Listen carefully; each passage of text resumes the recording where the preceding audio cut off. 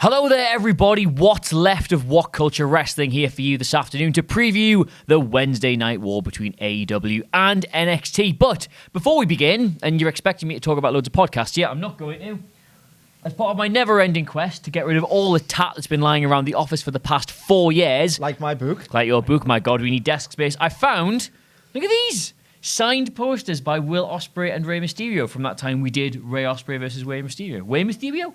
It's from WCW Milton Keynes. We've got I think 10 or 15 of them. They're really nice. I think they all come signed. Look, in silver, nice silver pen. It pops. Will Ospreay's signature pops on that. Yeah, it's just a very nice poster. A genuine slice of wrestling memorabilia because realistically, when will Rey Mysterio ever work Will Ospreay again? Never. And they are signed by people who you might actually care about. Yeah, there you go. Yeah. Cool. So there you go. They're on shop.whatculture now. Check them out. They are lovely, lovely, lovely, lovely, lovely. They will be nice on your wall. Anyway, though, gents, as I say, I'm joined by Michael Sidgwick to my left, Benjamin Richardson to my right, and we are here to preview AEW versus NXT, or as it's known in wrestling parlance, the Wednesday Night War. First off, we'll start with AEW Dynamite, coming to you live from the Peterson Event Center in Pittsburgh, Pennsylvania. Anyone ever been there? No. Not even you. You get around quite a bit. Yeah, my travels in America have been restricted entirely to New York, unfortunately. Oh, well, never mind. One day, maybe. Yes. The card, as it has been announced thus far, we'll start with Joey Janela versus Jack Evans. That's not happening anymore. No, taking that off. Yes, It's a good start. Kenny Omega. Kenny Omega has replaced him. They put that match graphic up, and yes. within minutes, because I'm a serial Twitter checkerer, so I was like, all right, okay, that looks good. A nice introductory win for Joey Janela because Jack Evans is just going to lose. That's what he's going to do. Then I checked again. I was like, oh, they're having an absolute WWE nightmare here. They don't know the full card. It feels a bit like a WWE move, but I think it's fine because it's Kenny Omega. I also think it's on the back that Kenny Omega and Joey Janela had that fantastic match on Dark. AEW Dark, A yes. few weeks back. Was it last week? But they knew this before the Jack Evans match was announced. Yes, but I think maybe if there's been such a buzz about that, maybe I think they can get more interest in a sequel to that match immediately than the Jack Evans match. I know from a logical long-term booking perspective, it maybe doesn't make sense, but immediately I think it's going to be... It's a good move for the two people involved. It's not. I probably won't be ideal for Joey Janela because he's going to have to lose, is my estimation. He might not. Not necessarily. What I think's actually happened here, not to just come like, actually, Dick. Sorry, mate. In my opinion, what I think has happened here is Kenny Omega has got the absolute thirst to be the best in the world again. And I think he's just flexed his massive EVP dick and just said, nah, I want a match. He's absolutely hungry to put on great matches. Match against somebody else instead of cancelling It is an odd one because, as you say... I think the way the cards formatted, there just wouldn't have been space. Can't he just wait a week? Evidently not. Evidently not. You had that match with Phoenix in Triple R. How do you pronounce it? Is it AAA? Whatever it is. I'm not that familiar with the company. Let's call it Triple A. I have seen this match. It's absolutely incredible. And afterwards, he was very high on his own performance. So I think he's just strut back into that office and said, I'm having one. Is there a danger this could fall a bit flat? Because they've already had this absolute banger, 27-minute on Dark. If it can't live up to that... I've got the idea here, what they're going to do. They can't do it unsanctioned lights out because they've done it. It can't go 27 minutes because of the way the card's formatted. Mm-hmm. Instead of using the ladders and the tables, the underside of the tables, which was just gruesome, brilliant stuff, I think they're going to go all in on apron stuff. I think they're going to kill each other on these ring aprons and it's going to be spectacular. Does this maybe demonstrate a lack of joined-up thinking by AEW in that... First of all, they had that unsanctioned match that was filmed dark. Like, I can't understand why the two of them are busting the bodies for something that was basically... it was filmed, but that was going to be secreted away on a YouTube channel. And secondly, suddenly they're changing the plans at the last minute and they're going to do a repeat it and they're going to have to do it differently as a consequence of that match that they did. Like, it's sort of a sign that there's maybe not necessarily the joined-up creative process that you would hope. Yeah, my problem with this, as I outlined in the intro, is that it's a very WWE thing to do this. False advertising, last-minute match, but it's Kenny Omega, so I'm not that bothered. It's also going to roll back the story they've been telling with Kenny Omega. Maybe they've got a better idea for it. Yeah, we'll have to obviously wait and see. Yeah, they've got the currency to make us think that, all right, okay, they've got a slight adjustment to the plan. Just what you said about this match with Phoenix and AAA, it also could be, again, the case of saw that and say you had such a great match, let's capitalise on this immediately rather than wait a week. Maybe so we can have Jack Evans and Joey Janela next week. Like, why not? They've definitely got enough goodwill in the bank at the minute to sort of like, you'll give them a pass on this. The setup of it, as you say, is a bit janky. It's a bit WWE, but certainly their track record so far says give them the benefit of the doubt for this one, I think. Yeah, I mean... Also, sorry, Michael, just to point out, we don't know the circumstances. We don't... Yeah, Jack Evans could be injured for all we know. Yeah. Yeah, we don't know, and literally every other clue with the Cody MJF stuff, the way that Sammy Guevara and Cody led to Sammy Guevara's inclusion in the Inner Circle, like every indication points towards big, long-term, big picture booking. So I'm not concerned by this. Moving on from that, the Young Bucks taking on the Best Friends, and these are two people who've missed out on the tag team title tournament. So this is sort of the best of the rest, effectively. Maybe that was me being naive, surprised to see the Bucks go out in the first round of that, given that it's their company. I was surprised simply because it was a fantastic moment. The Private Party were massively over with the crowd. But what does it mean to the television audience who don't necessarily know who the Bucks are? If you're just tuning in for the first time, the magnitude of that victory wasn't necessarily sold. I think the Bucks needs to... It's difficult because you're starting with a tag title tournament, and if you don't want the Bucks to win the tag titles, because that could end up booking them into a little bit of a hole, what do? You can't have them out of it. Obviously have to be in it, but also at some point they're going to have to lose. So how do you build them up as a legitimate team, like the superstars of a company to then beat? Is it by beating Best Friends this week? I don't think that'll get them any more or less over. I think they will win this. Yeah, they will win. They will win this for some parity with Ortiz and Santana, who won last week, so that'll set up their match at Full Gear nicely. Hopefully I'll see a post-match promo from the Bucks after this. I don't want it to go too long because I'm worried that the balance of matches and promos is a little bit off at the moment. But yeah, Bucks will win this. I think they'll be absolutely fine in the long run because they are the most underrated in-ring storytellers in the industry right now. Just on the question of the Bucks and Private Party last week. Now, one thing that AEW has lacked so far, for me anyway, is enough angles to really sustain it as a wrestling show. Angles? Promos, yes. Angles, no. No, I don't think there's been enough. Like, not see the last like closing segments of the first two episodes were absolutely fire, and there've only been 3. Yeah, but it's been.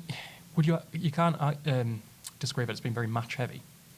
Oh, it's been match heavy. Yeah. I think for me, it's promos that's been lacking, not angles. Obviously, I've been doing most of our coverage for NXT, and the idea that isn't the one that's match heavy and lacking angles seems slightly odd to me. It's a problem with both shows at this point. But what I would say, one solution last week is they could have had an angle that brings the Bucks out the match to further set up the feud with Ortiz and Santana, and have them not compete in the match without them having to lose it. And now you wouldn't have got the Private Party boost, but they could have beat someone else in similar circumstances. They already did that with SCU to further the Scorpio Sky story, and I think any kind of more interference or backstage assault, it's just very WWE. So there's a hard balance to strike. They need to sell loads of tickets for these quite big arenas to selling out. Matches sell it, not the promise of, we're probably going to do a really good angle, because that's not going to sell a ticket and you'll give it away, etc. Yeah. So yeah, I've got no complaints with the angles. I'd love to see more promos. Well, while you're on that subject, Chris Jericho will be speaking on the AEW World Champion Chris Jericho. Now, too much for that? I mean, I know Cody sort of come in has been like the obvious next person to go into that title feud, but do we not just want to see him have another match? Go on. I'm gonna no, because I think he's so strong in the mic. He doesn't need to have matches. He had a good match with Darby Allin last week, but I think it fell flat for both the TV audience and in the crowd, because Darby Allin isn't at the stage where he should be challenging yet. I think you need to maintain the prestige of the championship by having it defended rarely and having it defended when it matters. What do you make of having Cody's the right person for this now, isn't he? Yes, certainly. Because he has to fall at the first hurdle to inform the later triumph when he inevitably does win that title. Is it inevitable? I would say so. I think he's the most over guy in the company. He's a babyface, the likes of which I didn't think I'd probably see again.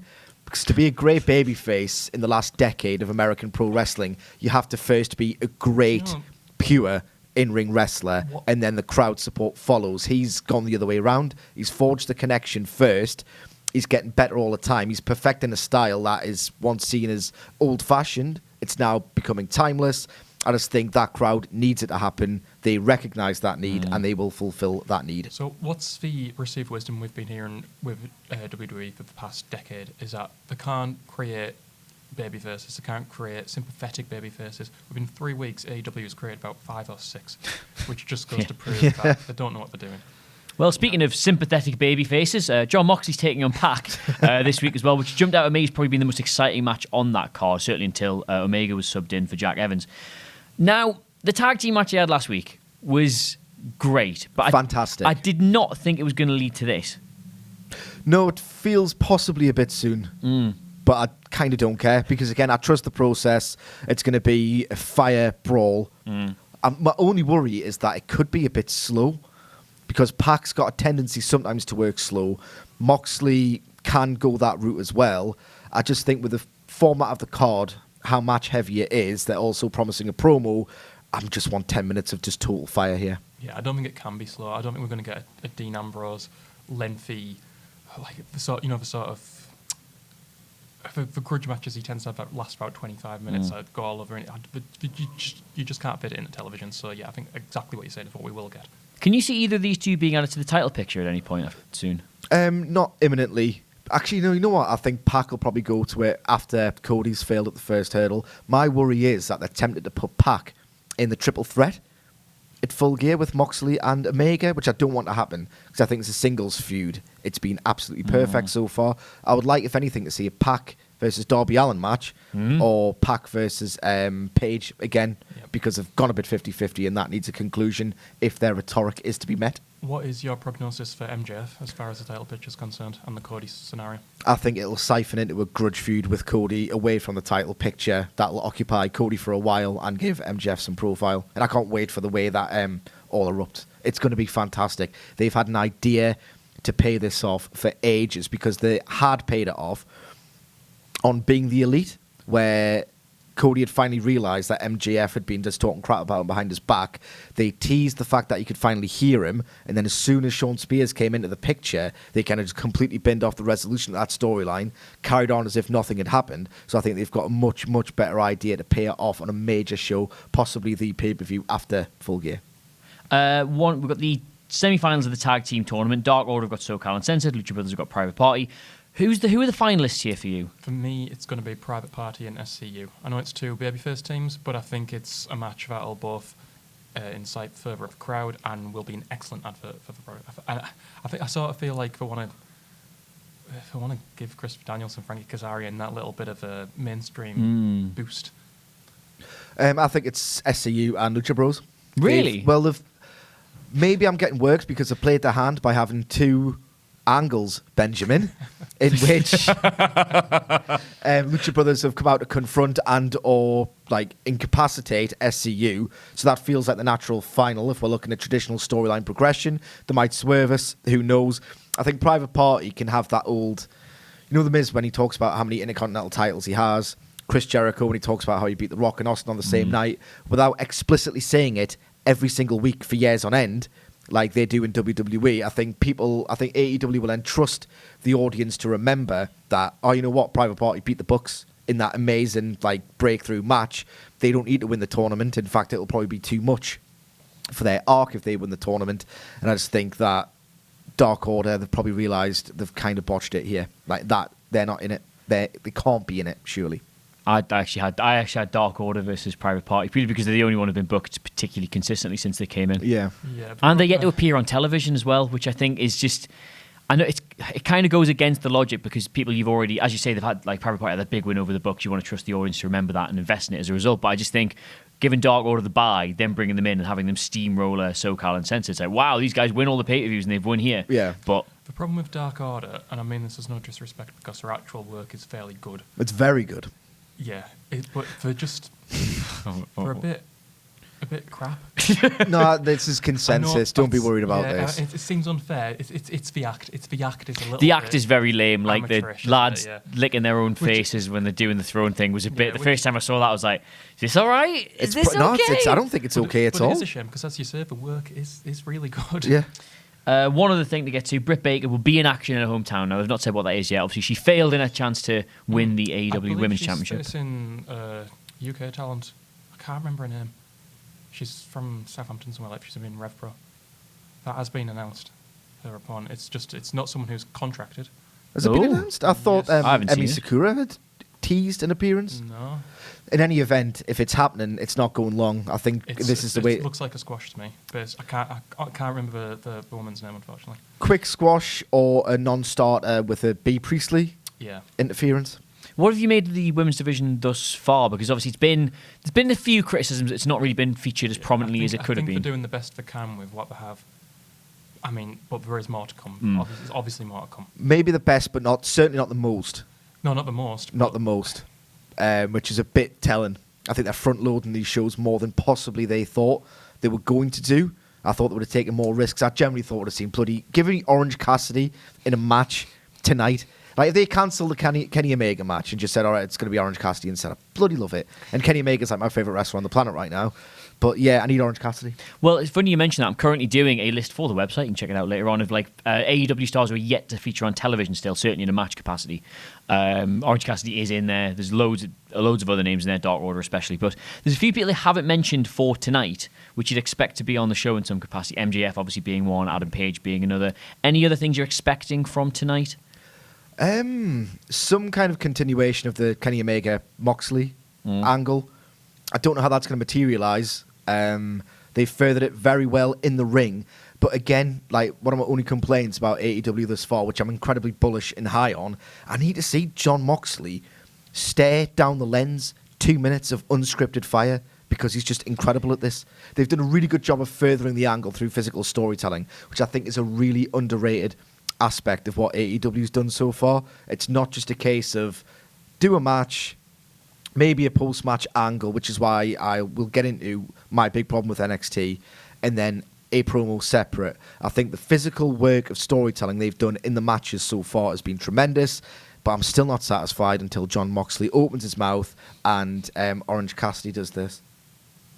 I think you say till Jon Moxley opens his mouth and Orange Cassidy comes out of it. Benjamin, anything for you tonight? No. Cool. I'm quite happy with where it's looking. I'll just echo what you're saying. It needs to have more promos. You need to know, like, some of the video packages have been excellent. Some of the stuff separate from the show has been excellent. We're not seeing it. Well, speaking of excellent video packages, but more promos needed, we move on to NXT now, on to episode 6. Can you believe it? A month and a half already of this. And the card has not been too unveiled thus far, but we do know we're getting Roderick Strong defending the NXT North American title against Dominik Dijakovic. I can't believe I got Roderick Strong's pronunciation wrong in that one, right? And Keith You didn't, Lee. but never mind. Hell, whatever. That's going to be the main event, surely? You'd expect as much. It's going to be great as well. Yeah, it's going to be fantastic. It's going to be fantastic. My hopes rest more on the integration of Roderick Strong into this match because I thought last week's match between Dijakovic and Keith Lee was... I was really underwhelmed by it. And their PWG match is one of my favourite matches of all time. It's absolutely magic. It's fantastic. But... yeah, even before the underwhelming finish in the stupid heel booking and everything was a bit main roster about that and I didn't like it one bit. I thought the match was just a bit very arm work heavy. So I watched literally every other pro wrestling match to see limb work, not that dynamic. Just away from the wrestling, I know you were livid about Roderick Strong's intrusion in What this an match. idiot. Yes, you thought he was completely moronic, but I've been thinking about this. I've been thinking in a system where the majority of general managers are heels and tend to book with no degree of logic whatsoever. Do you think maybe he actually did the right thing? Like the past suggested it was right to intrude. Completely forgot that this is the one place in the whole company where they have a babyface GM. Full Sail, as we know from the TV cameras, is a small venue. Yes. Roderick Strong's been in the NXT system for years. William Regal has been his boss for years. You have to expect that he sees him on a daily basis. He's forgotten who his boss is. He's forgotten what tropes are. Like it's unforgivable storytelling for me. This. But if he, for example, right? Okay, so you have to assume that NXT is still a developmental brand. So presumably they teach them to operate as they would on the main. I love this. I absolutely love this. Benjamin, have you got several burner accounts in my mentions talking about how I'm just not getting it right? Because they're doing mental gymnastics and they're better at doing flips than me. I think your take is completely logical and completely correct. However, logical thinking does not apply to this company. But it's meant to apply to NXT, which is why it's so disappointing. It is meant to. It's logical to a Like I fault. say, if he did that on Raw, you'd think, oh, fair enough. That's I wouldn't. Because I say- refuse. It'd still be stupid. There's a standard of Raw, right? That everyone seems to be like, oh, it's just Raw. It's just Raw. Like, never. It's the most moneyed, financed program in wrestling history. I will hold it to this standard, and God damn it, I will hold NXT to the same standard. I will say, when Roderick Strong interfered, my first thought was, I'm actually quite relieved at this, because I thought, as a blow off to this feud between the two of them, I've been a bit underwhelmed by the match, and I genuinely thought when they did the first one, I was like, oh, well, that's got to be a takeover match in that somewhere. But how on earth do they drag this out between now and then? Because it's ages to go. Then they announced they were going to do it now next week's telly. I was like, it's a bit of a. They're cramming that in a bit. I don't really like that. But then when they added the North American title stipulation, I was like, all right, fair enough. You found a new way to make this interesting and give it some kind of a prestige feel. And then when he interfered, I was like, oh, we can keep this feud going a little bit longer, because you can then have a triple threat. And to be honest, with that in my head, when Rhea was like, you listen to me, Sonny Jim, you think you're clever, but you're not bloody clever enough. I was like, I like this. He's on his little balcony of destiny. You're not as clever as you think you are, Sonny Jim. You'll defend it against both of them. And Strong's like, I was like, this is hokey and it's predictable. It's everything you say it is and you're correct. But I quite enjoyed watching it. Also, did you consider perhaps Roderick Strong is just Vic? Yeah. What do you think of that? Like, the Undisputed Era have, for years, 2017 they debuted, they have for years now, like, routinely outwitted referees to hand, like, wins to their fellow men. They're clever. They know what they're doing. It was out of character. It was a bit silly, but ultimately, like, there was a problem posed by Velveteen Dream's injury, or the severity of it, which was determined clearly before that show happened, thus, like, necessitating the rewrite. An inelegant solution that's created, I think, 2 matches at least. So it's an ugly workaround, but the fix has worked, essentially. Finn Balor has been advertised as he's back, he's doing a thing, but they've not really specified what that is. But he has said that his past will become his future, and he's going to, what was the word he used? He's going to find himself, or something along those lines. I expect it to be an in-ring promo with this. We're not expecting him to work. His past will become his future. Presumably that means it referring to his past as NXT's icon. As their biggest draw and their champion. There was a lovely photograph he put of him looking into a broken mirror, and in the broken mirror was Adam Cole looking lovingly at his title belt. So it's a Raleigh similar sort of situation. Yeah, it's quite a bit weird. Are we going to get a triple threat with Ciampa, Cole, and Balor here? Is that the only way this can go? No, I'd like to see Finn Balor fail first, and subsequently turn heel. Realizing that he's can't, because he's already teased the fact that, you know, he might not be able to keep up with this generation of stars. He's said it in I think a quasi kayfabe interview, and you know, he's not actually wrong. He's been sort of, I would never accuse a pro wrestler of phoning it in, like, ever. When people say, oh, Randy Orton does this, actually no, Randy Orton phones it in, right? But most wrestlers, like, the mere prospect of a bump just terrifies me, and it must hurt. You're not allowed to say, like, they're not trying. For me personally, that's just my personal opinion. But he's been wrestling in a certain gear with a certain lack of motivation. Like, it's always going to be, by default, hard work. But what I'm saying is, like, the guys who are in there now have kind of improved on what he's done by orders of magnitude. And I think, hopefully, this will inform his career arc in NXT going forward. And I'm really need this to be like an emotional depth, like, full storyline. I'm struggling to get my words out, but you know what I'm getting at. It's a very clinical and dry way to tell stories in NXT. I'd love them to use those years of history and sentiment behind the Finn Balor character and just completely subvert it and have him become a great heel, because he can be a great heel.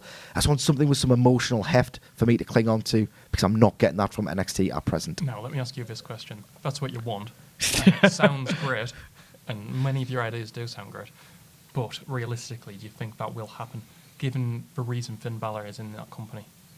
I can see him just going out there and doing a really lame G'ing people up promo and calling out Adam Cole. I'm going to be a demon, and that is that because he is there to draw a television rating, and that's on the assumption that he's a popular babyface. So I can't see him turning heel anytime soon.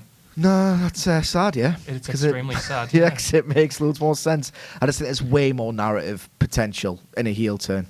Like, way, way, way more. Do they need another heel at the end of the card at the minute? I don't know, but Ciampa's still that line. I'm never quite sure how to receive him in certain. Gargano's barely been on it as well. Exactly. So it's all very interesting. But on that note about drawing a television rating, I'm starting to think, on the basis of the way the formatted last week's show, that even though they're on USA, I was going to say Fox there, even though they're on USA, I'm starting to think maybe they've conceded defeat and they are going to format the shows and the storytelling the way that they were going to do on FS1. They're not looking to win the war. They've realised it's quite impossible. I think they're instead just satisfied with siphoning off the viewers that they have. So if they aren't necessarily interested in beating them, which I think the format of the shows has kind of proven so far, maybe they just want to do something more interesting. Yeah, quite honestly, the best thing they can do for that show is forget about AEW. Yes. Forget what's Yeah, happening. we've said that since the start, and really. just follow their process and hope that it'll gradually draw people in. If they can say, well, it doesn't matter, we're not being constantly reactive. We're not, like pulling out the stops every week to just try and grab your attention. We're just doing a great wrestling show. Watch us instead. It depends. It depends who's making those decisions. No company will ever be in a better position to affect its rivals, because the NXT is their third show and it goes head to head with AEW every week. Also, and the margins and the ratings aren't they're not catastrophic. It's not that AEW does 4 million and NXT does 25 people.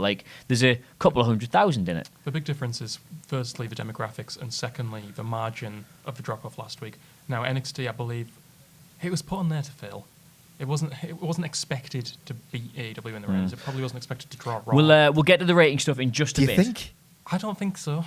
It's them. Yeah. They're arrogant as hell. Well, realistically, Triple H will have known exactly what was going to happen to this brand. Vince McMahon is a different man. He's not of this planet. His mind can't be passed in any human way. That's how about jobs. Yeah.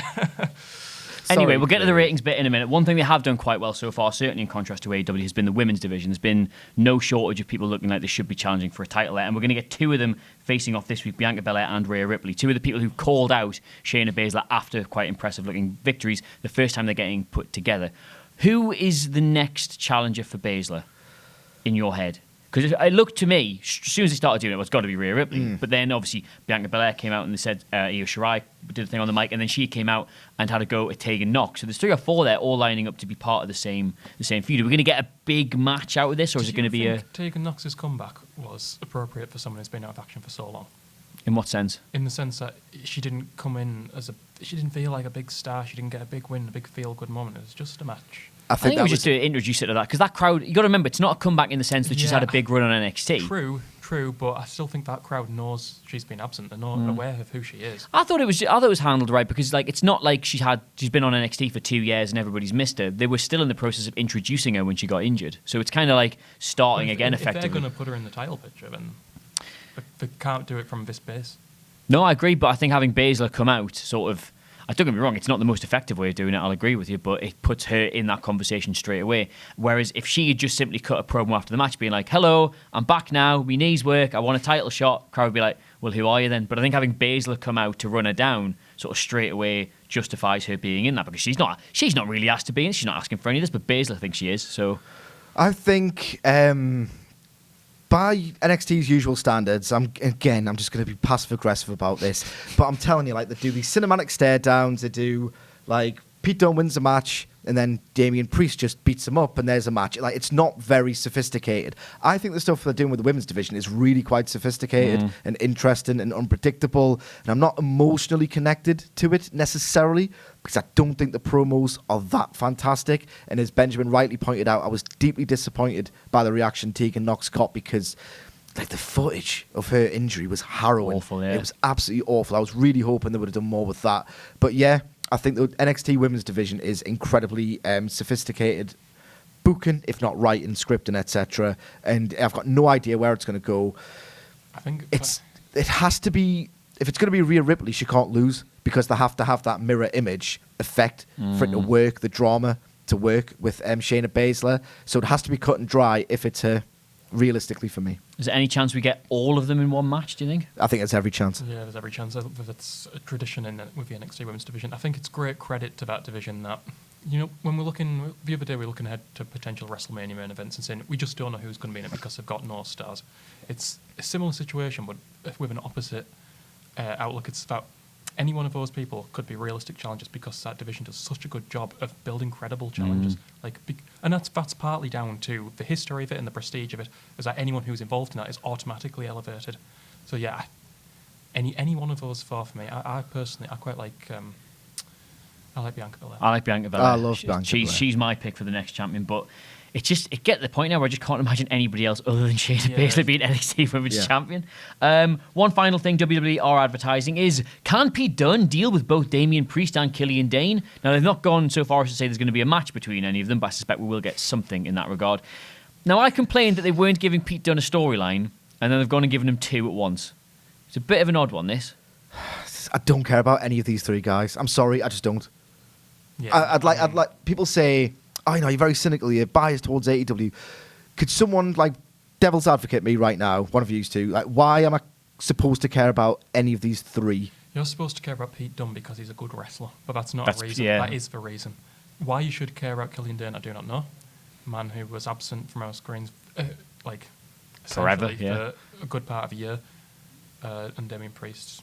No, I've got no reason for The reason they're asking people to invest in this is they've given Dunne a series of showcase matches against, where he's done very well to elevate the people he's beating in the process. Priest's come in, looks like a really charismatic performer, very much a foil in many ways, because Dunne's sort of all business, he's sort of all this.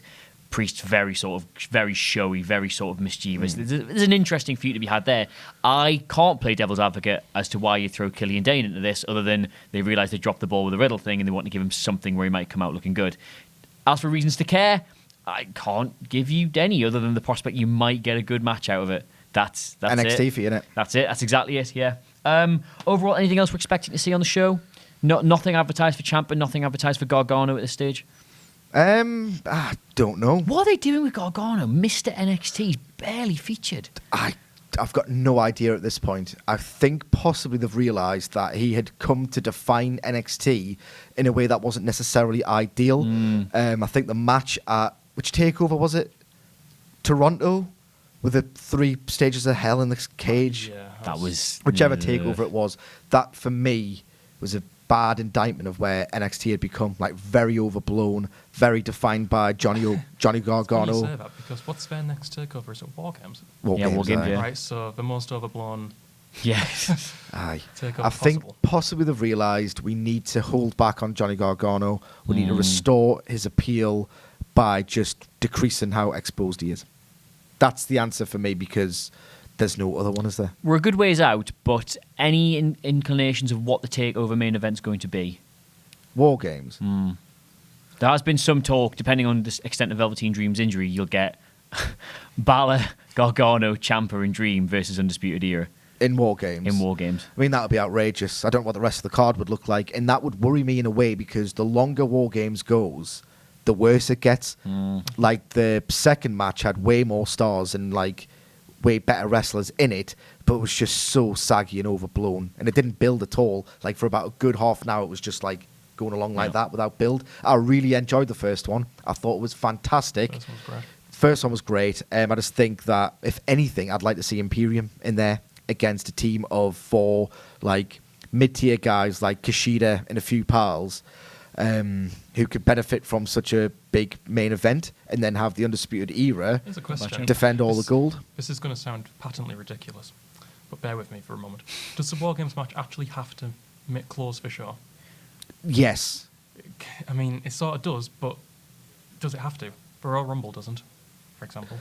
It's, I think they want to build it as something that is just total finality, is the thematic approach they're going with this match, and just with the indulgent way they book it, and how, like, very violent it is. So do you think any of the current programs necessitate a War Games match at this stage? Not with the build they've given stuff, I don't think. No, I don't think so either. Which Some would, don't get me wrong, I think some would be fine in there, but nothing that you're looking at thinking they need to put Only this in War Imperium, Games. for me, makes sense as a War Games match. And whatever they do offer up is likely to be good, at the very least, or certainly has a chance to be good. But it doesn't necessarily mean it's the right decision. It's sort of booked into the hole with this with War Games tradition now. What would you have as the main event then in that case? Well, I'm not really sure. It depends which way they go with it. I think if we're not heading towards a big War Games I match, I like still the think idea it's of it. Ciampa, Cole, and Balor, which I think fundamentally is a kind of match you've never seen before. Quite frankly, got a lot of elements in it. We're going to see Balor in the main event regardless of what it is. I'd agree with that, yes. And that seems like the logical. And there is current talk. Sami Zayn could be making a return to NXT as well. He's been feuding with Vito. this performance centre guy. They've done this on the Sydney tour. He got involved in it. So that'll be good. He can be back for that as well. We'll leave it there because we are running out of time. But as ever, let us know what you make of all of this in the comments below. What other matches would you like to see on either of these shows? And which do you think will be best? Shout them all out in the comments below. And of course, don't forget to like, share, and subscribe. My thanks to Michael Sidgwick and Benjamin Richardson. Where can they get you guys on Twitter? You can catch me on BAR3Bud. At M Sidgwick. I'm Adam Clery, CLERY. You get the whole WhatCulture family at WhatCulture WWE. Did I mention we have these lovely Rey Mysterio Will Ospreay posters? Genuinely lush that, I did mention that. So go to shop.whatculture and buy them. They are signed and they are nice and they are A3. Yes. A3, the perfect poster size. But in the meantime, Got a very nice texture. yes, they do. They're laminated and we will see you soon. Thank you. Bye.